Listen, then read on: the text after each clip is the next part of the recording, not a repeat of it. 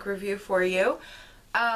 This is The Box in the Woods by Maureen Johnson. This is a YA book, but it's kind of not an extension of, but there was a trilogy called Truly Devious by Maureen Johnson, which was a murder mystery, and you can find a review for each of those books on this channel, and if I remember, I will put them in the iCards. This is her latest book. It came out, I think it came out this summer, but I just got around to reading it now because I thought it would be good, like, leading up to Halloween and October. So you can see these are the other books in the series. Truly Devious, The Vanishing Stare, and The Hand on the Wall. They are all very good. So basically this takes Stevie, or Stephanie, she was by Stevie, from the other series, and basically reunites her with a few of the people from the other series at a summer camp, and someone has like hired her essentially to solve this mystery because she solved the really big mystery at Ellingham Academy. And so they're hired her to solve this murder mystery from 1978 called The Box in the Woods, where 4 teenagers from a small town, and the camp is in a small town, are found murdered. 3 of them are in a hunting blind, which is essentially like a very large wooden box with holes in it. That is how you like can hide while you're like hunting to, you know, whatever. I don't know much about hunting, but they're found murdered in there, like stabbed and blunt force trauma. And then another of the students is found like higher up on the path as if he was trying to like get away. So basically what you have is you have the story start out with like those kids and that murder, and then it kind of alternates between that and present day with Stevie. And so basically once it becomes kind of, after the kids are murdered, it more or less becomes like permanently only present day. And essentially Stevie is trying to piece together this mystery in a small town, and we all know the cliche of small towns, right? They all have secrets.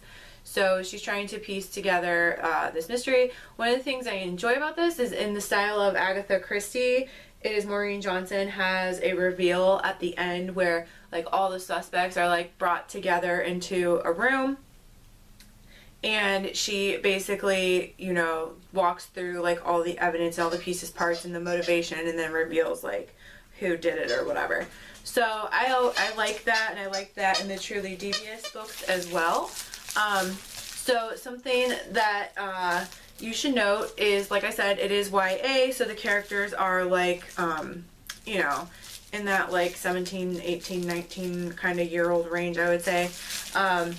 And there is a little bit of what I would call like wokeness in here that I'm not a fan of, and I found it really off-putting in the Truly Devious books, and it's still off-putting. I can't necessarily fault the author, because I know sometimes, I mean, it could be the author, but it also could be the publisher, because, you know, whatever agenda publishers have for books, sometimes the authors have little control, but it could be from the author as well.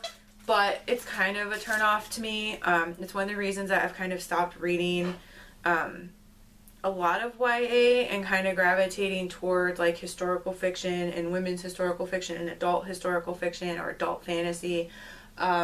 Just because like I feel like YA fantasy started getting like really dark and kind of morbid and disturbing, so I started getting like turned off from that. And so then I found YA mystery, which I really enjoy because I love the Sherlock Holmes books, which I highly recommend reviews on this channel for Sherlock Holmes by Brittany Cavallaro. They don't have this like wokeness undercurrent to them. Really, it's like a 4-star read. Like, the annoying factor is more of, like I said, it's just an annoyance, and I have to be transparent when I talk about those things, and your views may be different than mine, but that's just something that I find to be a turnoff personally. So anyway, overall these books are really good.